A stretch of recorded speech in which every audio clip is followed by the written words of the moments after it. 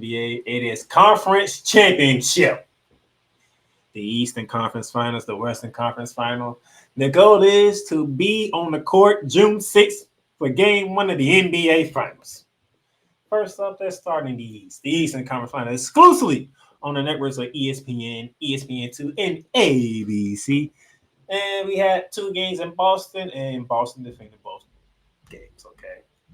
Just to let you know, this 2-0 Boston. But let's break it down game by game. Game one. Oh, my goodness. 133-128 win for the Boston Celtics. And there's a lot of people that said Boston shouldn't even have won this game. And you know what? I agree with you. Indiana choked it away in 10 seconds. Literally, choked it away in 10 seconds. You couldn't get the ball inbound. That started the whole thing. And then you got to give Jaylen Brown credit. That's a hell of a shot he made in that corner. Pascal was all over. Like, when you say defending the three-point, that's how you want to defend the three-point. Like, he does not have a clear vision at that bucket. He goes in, we go into overtime, and then Boston takes over from there. So, yes, Indiana choked game one away. Indiana should be going home with a 1-1 split. Instead, they lost game one. And great performance. Tyrese Hailburton gave you 25 points with 10 dimes. You got 23 and 10 boards from Miles Turner. You got 24 from Spicy P with 12 rebounds. Three guys on the Indiana Pacers with double-doubles. Three of them. And you still lost the game. Jason Turner with 36 points with 12 boards. Jrue Holiday with 28 points, 7 boards, 8 assists. Jaylen Brown, 25, 7 and 5. I mean, when you have three guys that get you double-doubles, you shouldn't lose the game. Three guys got you double-doubles if you're the Indiana Pacers, and you still lost the game. There's no word call it, but a choke job. So that was game one. See, some percentage Indiana shot better from them from the field and shot better than the Boston Celtics from the three-point line. And shot better than percentage-wise from the free throw, but when you give the Celtics 20, 30 free throws, that's problematic. Can't give the Celtics free throws. You just can't. And it can't be said, like, how come one of Indiana only got 10 free throws? That's a good question. I'm not here to argue against the referees on this one, but that is a legit question to ask. Why is there a 20 different free throws for the Celtics and then the Indiana Pacers? That's a legit question to ask. But we go to game two. In game two, after halftime, Indiana didn't have it. They just didn't have it. And plus, they lost Tyrese Hailburton with the left hamstring injury. And those of you who are just joining me, the word is that his status is uncertain, which is not a good thing if you're a Pacers fan. The left hamstring injury for Tyrese Hailburton is leaving game three status up for grabs. Usually when it's up for grabs, it's not a good thing because they have no idea how this hamstring is going to go. And if you ever had a hamstring injury, you know that thing can happen at any given moment. So they're going to need Tyrese Hailburton as they head home down 0-2 in the East Finals. And despite him going down with 10 points with 8 dimes, nobody else helped out Spicy P because Spicy P gave you 28 with 5 boards. And, I mean, Neesmith 9 points, Turner 8 points. Nembhard did do 16, but you're going against a team that Jaylen Brown, who has dropped 40 in game 2 of the Eastern Conference Finals. 40 from Jaylen Brown. You got 23 from Derrick White and Jason Tatum. You got 15 and 10 dimes from Jrue Holiday. I get it. Your best player, the face of the franchise, went down, but somebody got to step up. Nobody on Indiana stepped up outside of Pascal Siakam to help load the game. So now you're going home down 0-2. This is where I normally come in and say The only thing Boston has did was defend the home court. Usually I would say that. But the fact that Tyrese Hailburton is in question, just defending home court doesn't do it right now. Because if Tyrese Hailburton has to miss game 3, that could be problematic. If he has to miss game 4, that could be very problematic because another news, those of you who were with me earlier, that game 4 is where the Boston Celtics are targeting Kristaps Porzingis to return. So not knowing as of right now where Tyrese Hailburton is going to be at when it comes to game 3 tomorrow, that's a big, huge, alarming question going into game 3. See the shooting percentages, Boston shot better on this one, and they won.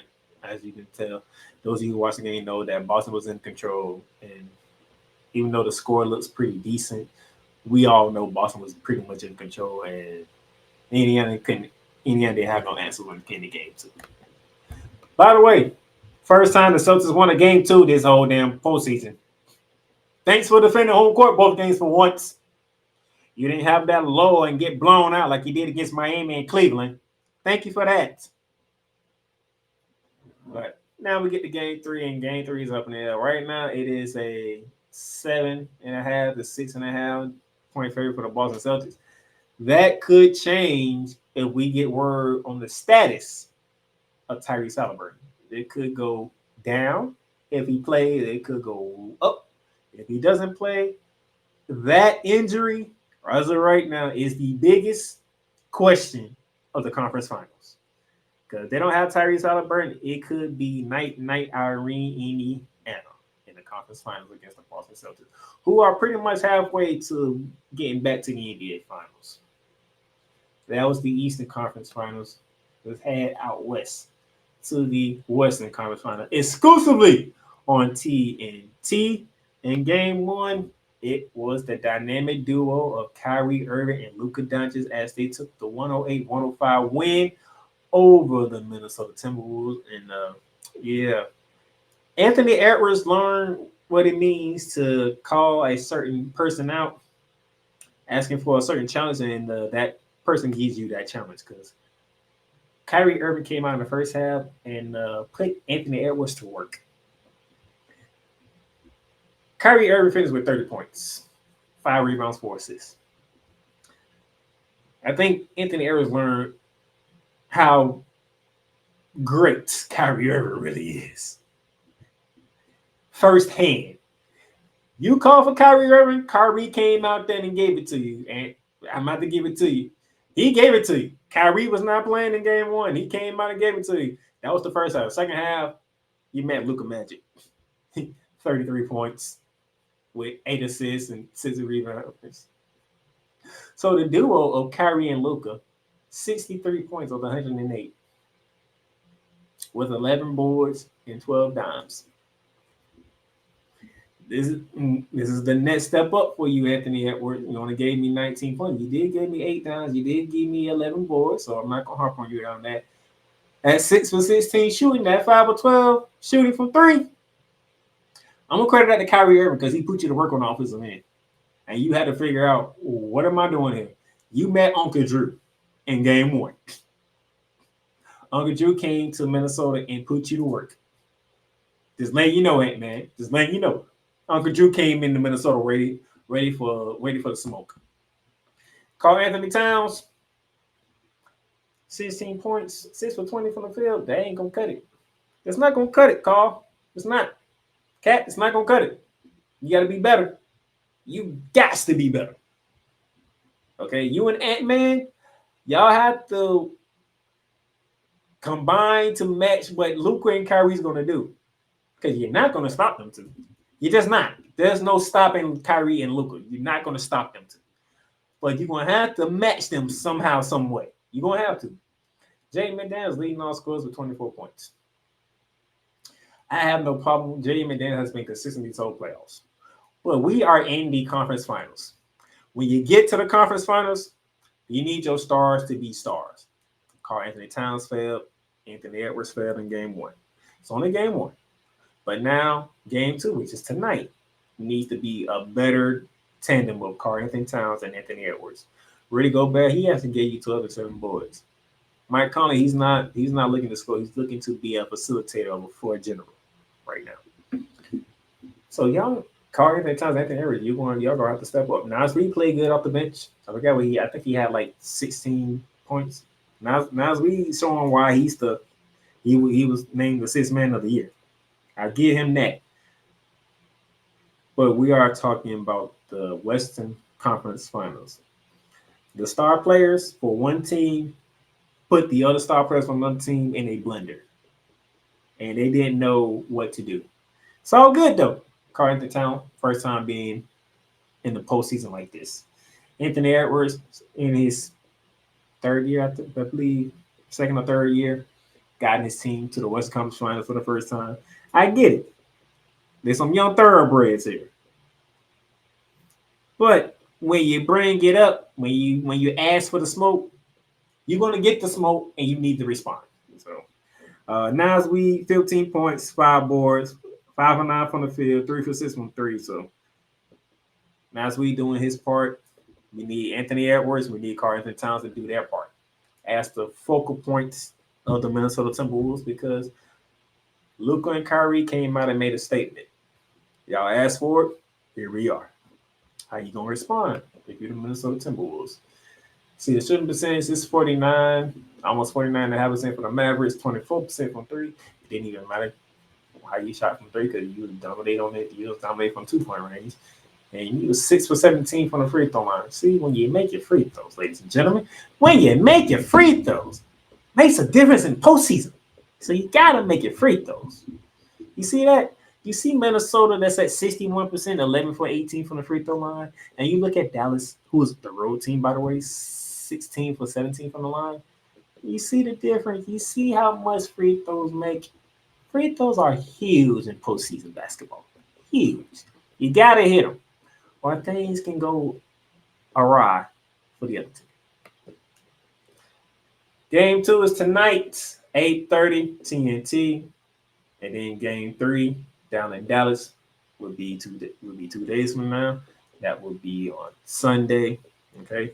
So you got the Eastern Conference Finals one day, then the next day is the Western Conference Finals. It's gonna be like this till June 6th when the NBA Finals are set. So mark your calendars for June 6th, game 1 of the NBA Finals. That's what it is. I didn't put the entire NBA Finals schedule on here on this one. But if you just look at it, it's already up. You can look on the NBA out or the ESPN out. Games 1 is June 6th of the NBA Finals.